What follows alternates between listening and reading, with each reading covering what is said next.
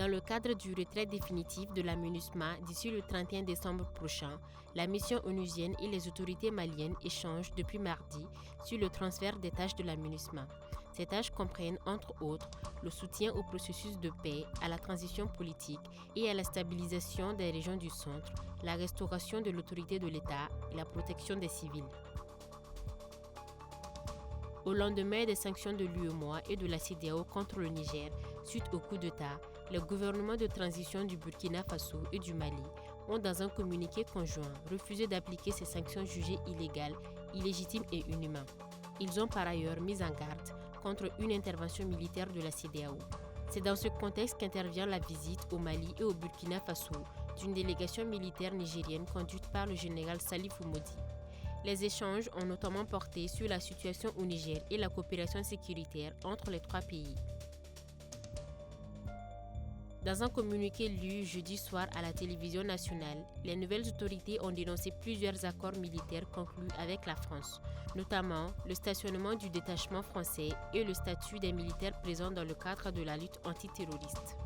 Il a également été mis fin aux fonctions d'ambassadeur du Niger au Nigeria, au Togo, aux États-Unis et en France.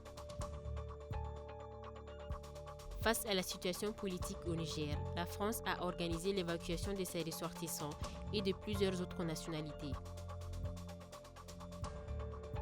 Une semaine après le putsch, la diffusion des programmes de chaînes françaises RFI et France 24 a été interrompue au Niger, dénonce le groupe France Média Monde dans un communiqué. La situation politique au Niger est au centre d'une rencontre des chefs d'état-major de la défense de la CEDEAO depuis mercredi à Abuja, au Nigeria.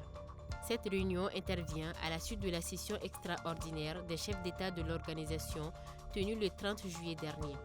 La CEDEAO a fixé un ultimatum d'une semaine au CNSP pour libérer le président Bazoum et restaurer l'ordre constitutionnel. Parmi les décisions prises, l'organisation régionale n'exclut pas l'usage de la force. Au même moment, une délégation de la CEDEAO était arrivée jeudi à Niamey dans le but d'obtenir le retour à l'ordre constitutionnel par le dialogue. Dans une tribune publiée jeudi dans le journal américain le Washington Post, le président renversé Mohamed Bazoum dit être pris en otage par une partie de l'armée depuis le 26 juillet.